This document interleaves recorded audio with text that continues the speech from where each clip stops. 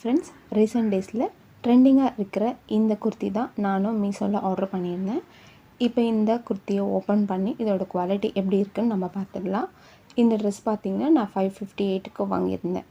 இப்போ இது கவர்லேருந்து எடுக்கும்போதே எனக்கு கலர் சாட்டிஸ்ஃபைடே இல்லைங்க.